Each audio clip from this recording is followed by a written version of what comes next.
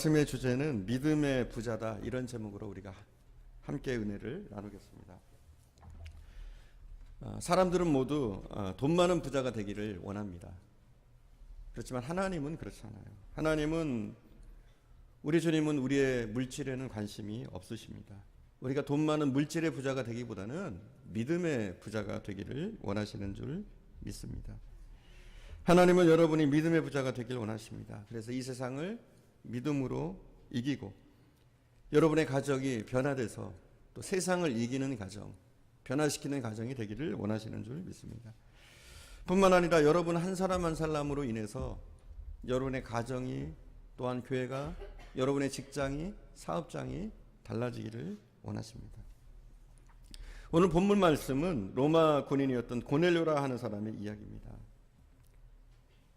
하나님은 이 고넬료라고 하는 이방 사람을 베드로와 만나게 하시고 또 그를 통해서 유럽의 운명을 바꿔놓습니다. 고넬료 한 사람이 바뀌었을 뿐인데 유럽의 역사가 바뀝니다. 세계의 운명이 바뀝니다. 이방 고넬료를 통해서 유럽의 복음의 문이 열리기를 시작합니다. 그리고 전 세계가 하나님의 축복을 받는 계기가 되어집니다. 여러분도 이런 사건을 통해서 자극을 받을 수 있길 바랍니다. 여러분이 그런 사람으로 남게 되길 바랍니다. 여러분이 변화됨을 통해서 여러분의 가정이 변화되고 또 직장이 변화되고 사업장이 변화되고 뿐만 아니라 이 지역이, 이 세계가 변화되는 축복들이 있길 바랍니다. 여러분이 그런 주도적인 역할을 할 수 있는 사람들이 되기를 바랍니다. 특별히 저와 여러분, 또 여러분의 자녀들, 또 여러분이 그런 한 사람 한 사람이 되어져서 세계를 변화시키는 일에 귀하게 쓰임받기를 바랍니다. 우리는 오늘 믿음의 부자였던 이 고넬료라는 사람을 보기를 원합니다. 이 고넬료라는 사람을 통해서 우리도 믿음의 부자가 되기를 꿈꿀 수 있기를 바랍니다. 먼저 그래서 고넬료에 대해서 살펴봅니다. 고넬료가 어떤 사람이었는가? 첫 번째, 고넬료는 이탈리아 부대의 백부장이었다. 그러니까 로마 군대의 백부장이었다, 이렇게 얘기합니다. 우리 본문 1절입니다. 함께 보겠습니다. 10장 1절입니다. 한 목소리로. 가이사라에 고넬료라 하는 사람이 있으니 이탈리아 부대라 하는 군대의 백부장이라. 아멘. 그는 뭐라고요? 이탈리아 부대의 백부장이다. 로마 군대의 백부장이다. 백부장이 뭡니까? 어떤 사람이에요? 장교죠, 장교. 근데 백부장이라는 말은 뭐냐면 쉬워요. 100명의 부하를 거느린 대장이에요. 그러니까 오늘날로 치면 부대장쯤 되거든요. 부대장쯤. 그런데 이 백부장이라는 직분은, 그때 당시에 이 백부장은 오늘날 부대장보다는 훨씬 계급이 높다라고 보면 돼요. 그때는 인구가 적은 시대니까. 그래서 어느 정도 했느냐, 오늘날로 치자면 참 애매한데 사단장 정도? 그 정도 급이라고 봐도 돼요. 왜냐하면 그만큼 권위가 있었어요. 백부장이다 그러면 굉장한 권위가 있었습니다. 그 사람이 바로 오늘 본문에 나오는 이 백부장이라, 고넬료라는 백부장입니다. 그들이 하는 일은 뭐냐면 칼과 몽둥이로 이스라엘을 다스리는 거예요. 그러니까 대부분의 로마인들은 군인이라면 좀 험악할 수밖에 없어요. 전투력이 강하고 또 잔혹할 수밖에 없는 그런 상황 가운데서 외국으로 파견을 나오게 된 거예요. 근데 이 고넬료라는 사람은 그 군인 중에 특별한 사람입니다. 왜냐하면 그에게 믿음이 있었어요. 믿음이 들어갔어요. 하나님을 알게 됐어요. 누구라도 그렇습니다. 하나님을 알게 되면 변합니다. 그가 포악할지라도, 그가 하는 일이 거칠지라도 변화되는 거예요. 믿음이 들어가면. 그는 이방인이었는데 이스라엘을 혹독하게 다스리던 로마 군인 가운데 백부장이었는데 그는 하나님을 믿었기 때문에 냉정하고 무서운 로마 군인일 수 있었지만 그의 삶은 달랐습니다. 오히려 선한 마음을 가지고 오히려 이스라엘을 위해서 좋은 일을 많이 했던 그런 백부장이었던 것을 보게 됩니다. 하나님이 쓰시면 그래요. 하나님은 그렇습니다. 고넬료를 변화시키셨고 고넬료에게 믿음을 주시고 사용하신 줄 믿습니다. 사람들은 일반적으로 어떤 사람을 평가할 때 그 기준이라는 것이 그래요. 그 사람이 누구냐, 이게 중요한 게 아니더라고. 보면 사람들은 그래요. 사람 자체의 본질에 대해서는 별로 흥미를 못 가져요. 보통 대부분의 사람들은 어떠냐면은 그 사람이 얼마나 부자냐, 학벌이 어떻게 되느냐, 어느 지역 출신이냐, 잘생겼냐 못생겼냐, 뭐 이런 것들 있잖아요. 이런 것으로 사람을 평가합니다. 그건 사람의 본질이 아니에요, 여러분. 본질이에요, 그게? 그건 분명 사람의 본질이 아니에요. 그 사람의 출신 성분, 그 사람의 학력, 뭐 그런 것들은, 돈을 얼마나 가졌냐 이런 것들은 사람의 본질은 아닙니다. 근데 우리는 이 본질 아닌 것으로 사람을 평가할 때가 많아요. 근데 하나님은 어떻습니까? 사람의 본질, 그 사람 자체, 그 사람의 마음, 특별히 그 사람의 믿음을 보시는 줄 믿습니다. 하나님은 우리를 복 주실 때 우리의 출신 성분에 따라서 차별 대우하지 않으십니다. 우리가 어떤 지방 사람이냐, 로마인이냐, 이스라엘 사람이냐, 한국인이냐, 여기에 따라서 차별 대우하지 않으십니다. 하나님은 오직 그 사람의 본질, 그리고 그 사람의 믿음, 이것을 보시는 줄 믿습니다. 우리도 이런 시각을 배워야 되는 줄 믿습니다. 하나님의 시각. 사람이 가진 것, 가졌다고 하는 것, 그 사람의 상태가 아니라 사람의 본질을 볼 수 있는 그런 훈련들이 우리 믿음의 사람에게는 되어야 될 줄 믿습니다. 그래서 사람을 존중할 줄 알고, 사랑할 줄 알고, 그 본질을 파악하고 아낄 줄 아는 사람이 되어야 됩니다. 고넬료는 분명히 이방인이었습니다. 로마 군인이었습니다. 하지만 그는 하나님이 인정하시는 믿음을 가진 사람이었어요. 흔치 않은 사람이죠. 이스라엘 사람 중에 믿음 있는 사람들은 어쩌면 있었을지 몰라요, 많이. 그렇지만 이방인들 가운데 이런 믿음을 찾기는 어려웠어요. 그가 이방인이었지만 이런 믿음이 있었기 때문에 그는 어떤 사람이 됩니까? 복음의 씨앗이 된 줄 믿습니다. 전 유럽과 세계를 변화시키는 주역으로 그가 사용되어졌는 줄 믿습니다. 여러분이 그렇게 되길 바랍니다. 복음의 씨앗. 여러분 때문에 많은 변화들이 여러분의 주변에 일어날 수 있기를 바랍니다. 하나님은 그래요. 출신 성분이나 우리가 가진 것이 아니라 변화된 한 사람을 통해서 우리 하나님은 아직도 일하시는 줄 믿습니다. 그가 유대인이건 로마인이건 부자건 가난하건 학벌이 있건 학벌이 없건 그건 상관없어요. 오직 변화된 한 사람을 통해서 일하십니다. 그리고 사랑하는 여러분, 눈 좀 떠요. 매주 조는데 제가 이름은 안 부를게요. 매주 졸아요. 매주 조는데 이름도 부를 수 있어요. 매주 이렇게 하면 그가 유대인이든 로마이든 부자든 가난하건 학벌이 있건 없건 하나님은 변화된 사람을 통해서 일합니다. 그리고 우리가 예수를 만나면 변화되는 게 당연해요. 여러분, 변화되는 게 당연해요. 변화되지 않는 게 문제입니다. 우리가 교회를 다니는데 변화되지 않았다, 이건 무슨 말이냐면 아직 예수를 못 만났다는 거예요. 참 제가 목회를 하면서 힘든 건 뭐냐면 한 3년 이상이 됐는데 이 사람을 보면 예수를 못 만난 것 같은 거예요. 아니 3년 정도면 괜찮아요. 10년, 20년이 됐는데 이 사람이 예수를 못 만난 것 같은 경우들이 많이 있어요. 그렇게 느껴지는 거예요. 우리가 예수 믿는데 변화되지 않았다, 이건 뭐냐면 그 증거가 뭐냐면 우리가 변화되지 않는 거예요. 그건 뭐예요? 내 안에 예수가 활동을 못 하시는 거죠. 어쩌면 내가 예수를 아직 못 만난 거죠. 여러분, 우리가 예수 만나면 변합니다. 이런 사람이 있었어요. 게을러서 자기의 집안을 치우는 것은 물론 자기 자신조차도 돌보지 않는 한 여자가 있었어요. 근데 어느 날 이 여자가 하얗고 아름다운 꽃을 한 다발 선물을 받습니다. 꽃을 선물 받아서 너무 아름다운데 이걸 어떻게 해야 되잖아요. 꽃병에다가 이 꽃을 꽂아야겠어요. 근데 꽃병을 보니까 꽃병이 너무 지저분해요. 이 꽃이 이렇게 이쁜데 꽃병이 너무 지저분한 거예요. 어떻게 했을까요? 꽃병을 씻었어요. 일단 꽃병을 깨끗하게 씻었습니다. 그리고 이 꽃병에다가 아름다운 이 하얀 꽃을 이렇게 꽃다발을 꽂았어요. 그랬더니 이 화병을 놓을 곳을 찾는데 찾을 곳이 마땅하지 않아요. 놓을 곳이 너무 다 지저분한 거예요. 이 이쁜 꽃, 이 깨끗한 화병, 이걸 책상에 놔도 어색하고 여기 놔도 어색한 거예요. 그래서 지저분한 곳들을 한 곳, 두 곳씩 치우기 시작합니다. 그리고 그렇게 집 이곳 저곳을 치우다 보니까 방안 전체가 말끔하게 치워졌어요. 그리고 나니까 자신의 몸이 너무 더러운 거예요. 이제 그래서 몸을 깨끗하게 씻었습니다. 그리고 나니까 어떻게 됩니까? 이제 마음까지 씻게 되는 거예요. 여러분 그래요. 여러분 속에 작은 변화들이 일어나기 시작해야 돼요. 복음은 그렇습니다. 복음의 씨앗이 우리에게 들어가면 이와 같습니다. 그 빛이 우리에게 들어오면 이와 같습니다. 이와 같이 우리의 작은 부분 하나하나가 변화되기 시작해서 나중에는 우리의 몸도 마음도 우리의 영혼도 정결하게 되어지는 줄 믿습니다. 예수를 만나면 달라집니다. 우리의 영혼과 함께 우리의 삶의 변화들이 생겨요.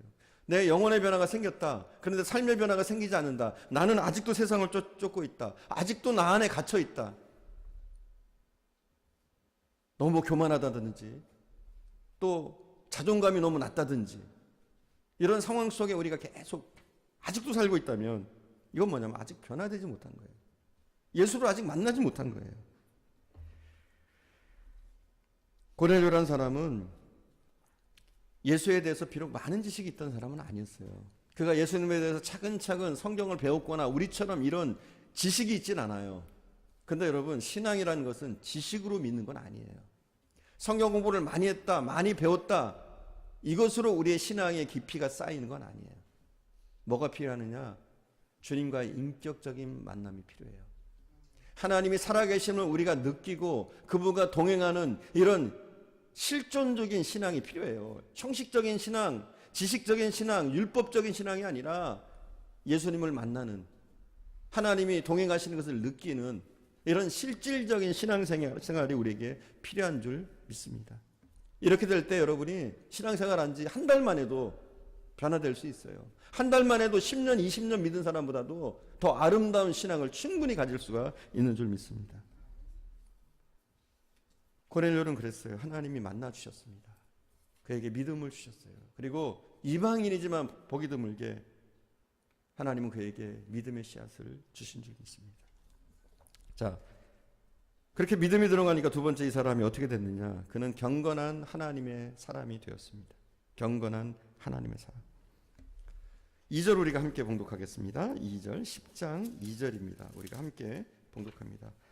그가 경건하여 온 지방과 더불어 하나님을 경외하며 백성을 많이 구제하고 하나님께 항상 기도하더니 아멘.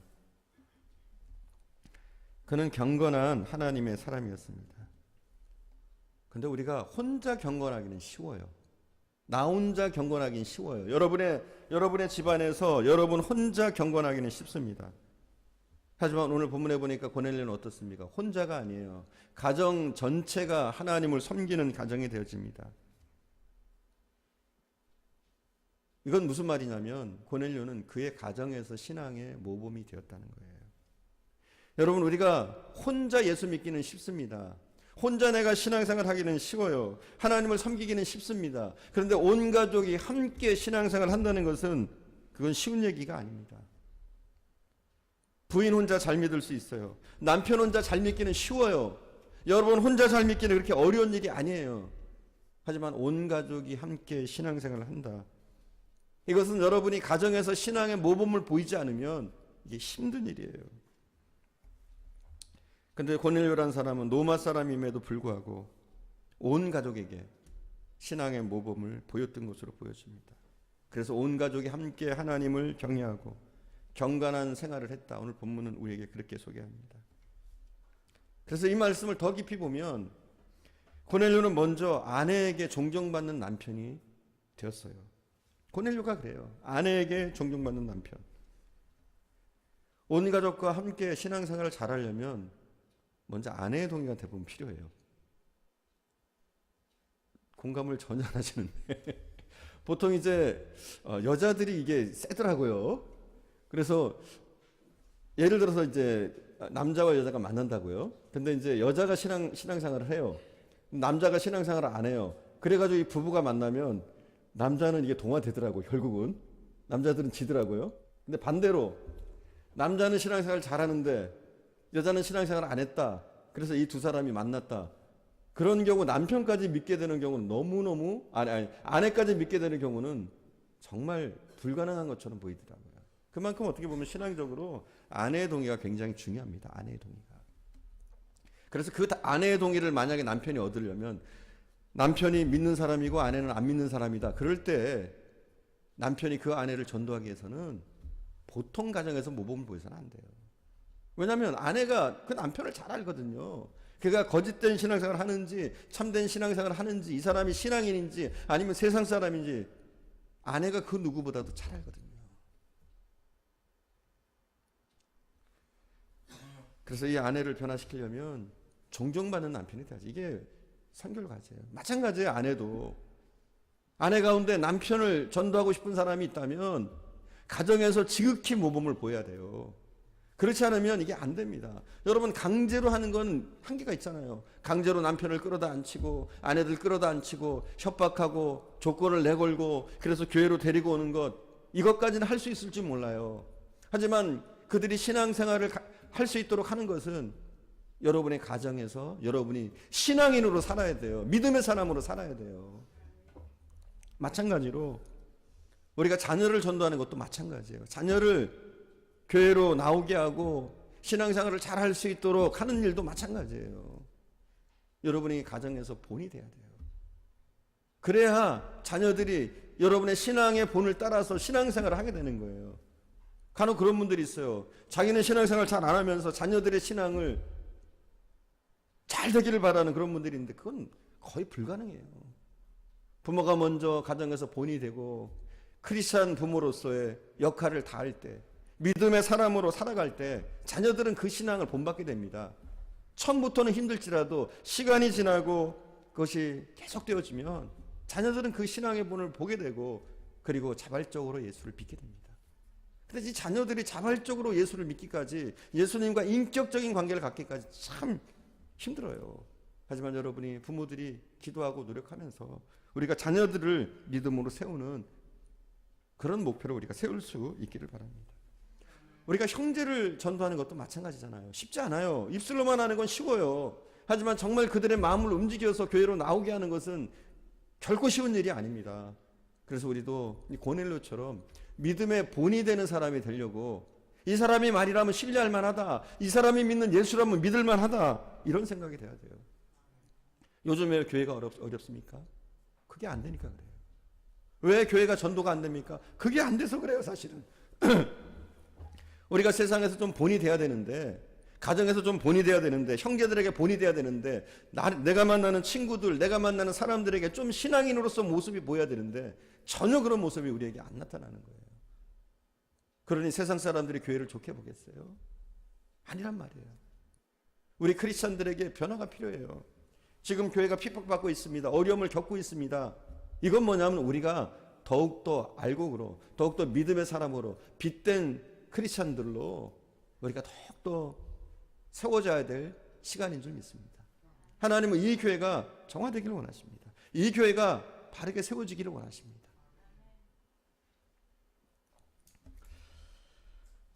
본문 7절에 보니까 함께 봉독할게요. 7절도 함께 봉독합니다. 7절. 마침 말하던 천사가 떠나매 고넬료가 집안 하인 둘과 부하 가운데 경건한 사람 하나를 불러. 아멘. 오늘 7절에 보니까 그가 변화되니까 다른 주변이 변화되는 거예요. 부모가 변화되면 아이들이 변화돼요. 그리고 오늘 본문에 보니까 고넬료가 믿음의 사람이니까 그의 부하 가운데서도 신실한 믿음의 사람들이 나옵니다. 그렇죠? 여러분이 이런 변화의 주역이 되기를 바랍니다. 하나님은 경건한 사람을 택하시고 사용하십니다. 그리고 경건한 사람의 기도를 들으시고 응답하십니다. 시편 4편 3절에 보니까 이렇게 나와 있어요. 우리가 함께 볼게요. 시편 4편 3절입니다. 우리 함께 봅시다. 여호와께서 자기를 위하여 경건한 자를 택하신 줄 너희가 알지어다. 내가 그를 부를 때 여호와께서 들으시리로다. 아멘. 하나님이 어떤 자를 택하신다고요? 경건한 자를 택하신다. 우리에게 이 경건함이 필요해요. 우리가 경건이라는 것은 외모로 나타나는 것도 물론 있어요. 하지만 여러분의 가정에서, 남들이 보지 않는 곳에서, 여러분의 직장에서 우리가 신앙적인 삶을 사는 것, 이게 경건이에요. 예수 믿는 사람으로, 크리스찬으로 살아가는 것, 이게 우리가 해야 될 경건인 줄 믿습니다. 요한복음 또 9장 31절입니다. 우리가 함께 봅니다. 하나님이 죄인의 말을 듣지 아니하시고 경건하여 그의 뜻대로 행하는 자의 말은 들으시는 줄을 우리가 아나이다. 아멘. 누구의 말을 들어요? 하나님이? 죄인의 말을 듣지 않는데요. 그리고 어떤 사람? 경건하여 그의 뜻대로 행하는 자. 그렇죠. 경건해야 하나님의 뜻대로 행하죠. 그 경건한 자를 하나님은 그들의 말을 들으시는 줄 믿습니다. 여러분이 더욱더 여러분의 가정, 직장, 사업장 어디가 되었건 보던 안 보던 한 사람의 참 크리스찬으로 경건한 신앙인으로 살아갈 수 있기를 바랍니다. 자, 세 번째, 고넬료는 어떤 사람이었냐면 그는 구제와 기도에 항상 힘쓰는 사람이었습니다. 우리가 2절 함께 봉독합니다. 10장 2절입니다. 함께 봉독합니다.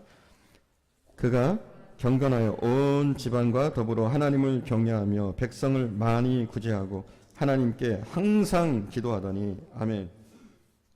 고넬료는 구제와 기도에 항상 힘쓰는 사람이었어요. 그는 비록 사람들이 두려워하는 로마의 군인이었습니다. 그렇지만 가난한 자를 많이 돕고 구제를 했어요. 따뜻한 사람이었다는 거죠. 그리고 오늘 본문에 보니까 그는 기도의 사람이었어요. 어떻게 기도했다고요? 항상 기도했다. 이렇게 나와 있어요. 사람에게 보이려고 기도에 흉내만 내는 사람이 아니에요. 항상 기도하는 사람, 하나님과 가까이 하려고 애를 쓰는 사람, 하나님과 교통하는 사람, 이 사람이 고넬료예요. 이렇게 기도하는 사람에게 하나님은 응답하십니다. 이런 기도하는 사람에게 환상을 보게 하시고 이렇게 기도하는 사람에게 천사를 통해서 때로는 말씀하시기도 하십니다. 여러분, 우리가 하나님의 그 신비한 은혜를 체험하기 위해서는, 하나님이 주시는 때로는 비전을 보기 위해서는 가끔 기도하는 사람에게 이런 게 보이지 않아요. 오히려 가끔 기도하는 사람에게 이게 보이면 굉장히 위험해질 수 있어요. 하지만 항상 기도하는 사람, 열심히 기도하는 사람, 기도의 삶을 사는 사람에게 하나님은 이런 비전들을, 이런 환상들을, 이런 신비한 일들을 경험하게 하십니다. 고넬료가 그랬어요. 기도하는 사람이었고 거기다 경건한 사람이었고 그는 어떻습니까? 구제에 힘쓰는 그런 사람이었어요. 그 자세한 내용이 오늘 본문 4, 5절에 나와 있습니다. 우리가 고넬료가 어떤 환상들을 봤는지 우리가 함께 봅시다. 4절, 5절 함께 봅시다.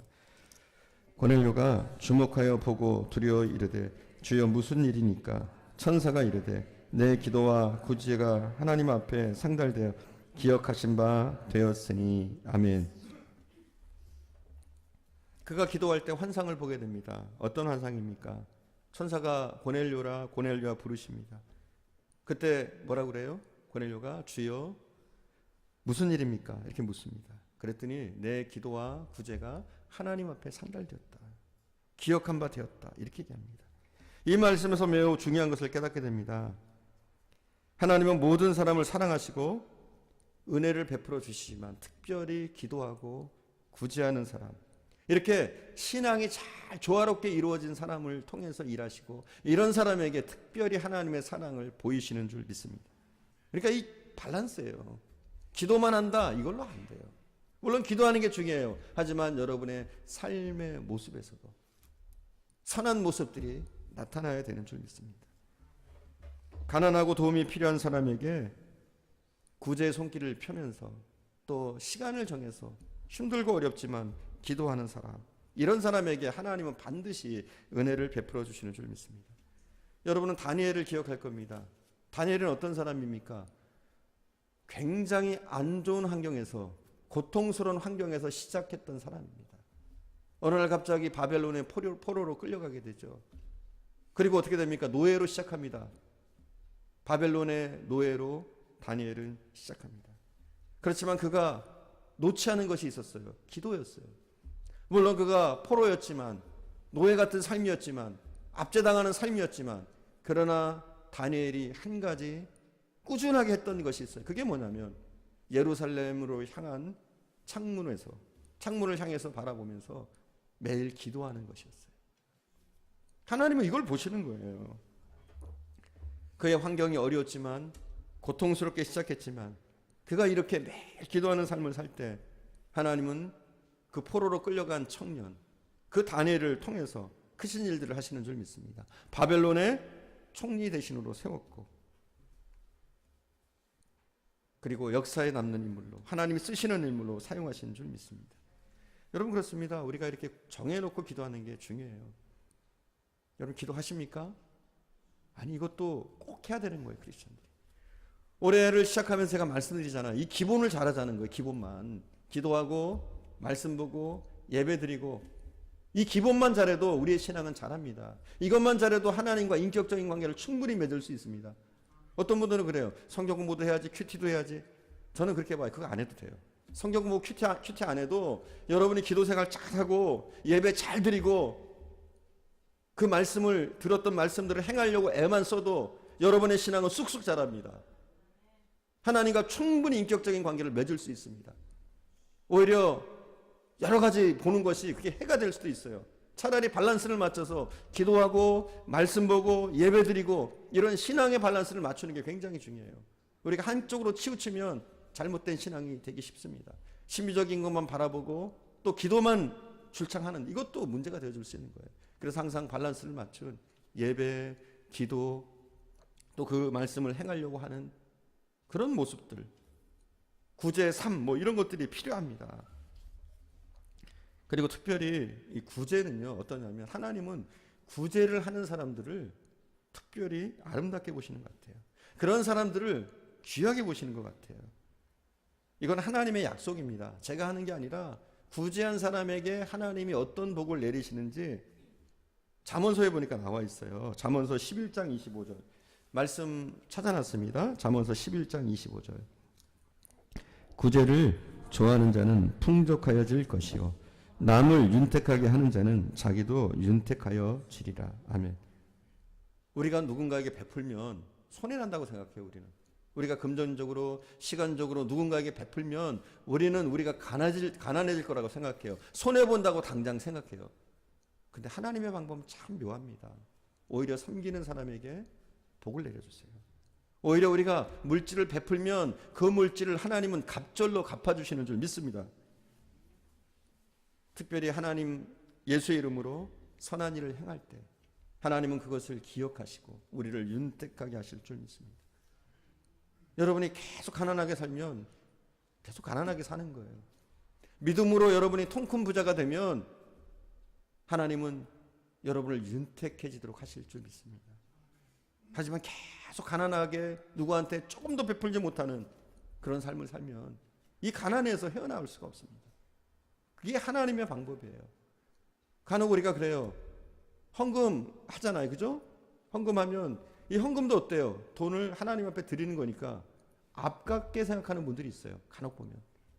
여기서 헌금해서 아끼려고 하는 분이 있어요. 굉장히 어리석은 겁니다.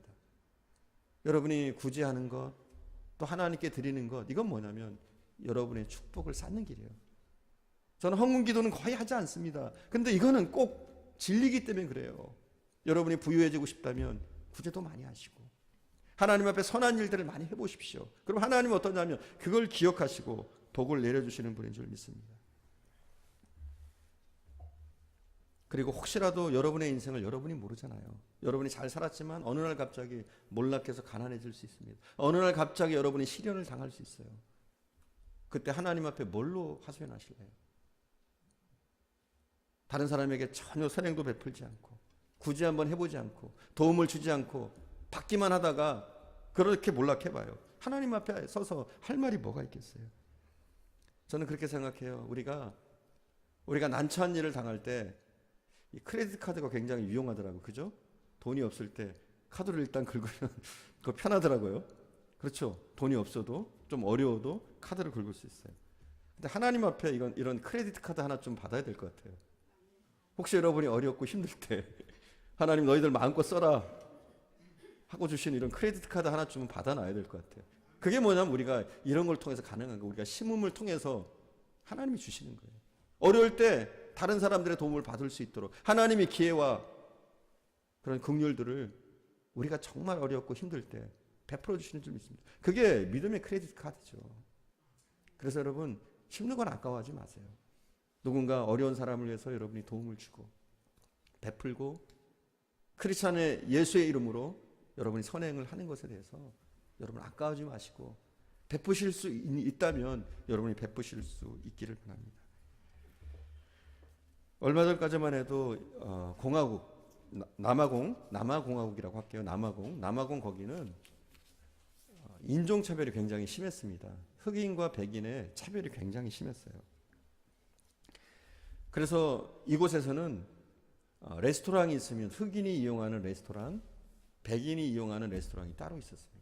화장실도 마찬가지예요. 백인이 쓰는 화장실, 흑인이 쓰는 화장실이 따로 있었어요. 교회도 마찬가지였어요. 흑인이 다니는 교회, 백인이 다니는 교회가 따로 있었어요. 근데 어느 날 흑인이 다니는 교회가 있었어요. 실화입니다, 이것은. 거기에 홀리 시온 처치라는 곳이 있었어요. 그러니까 거룩한 시온 교회, 그런 교회가 있었어요. 그곳에 흑인들만 모여서 예배드리는 곳이었어요. 거기서 이제 고난주간을 맞아서 성만찬을 하기 전에 거기는 세족식을 했다고 그래요. 근데 이 세족식에 특별한 사람 한 사람이 이 교회에 나온 거예요. 그날 세족식을 하는 그날.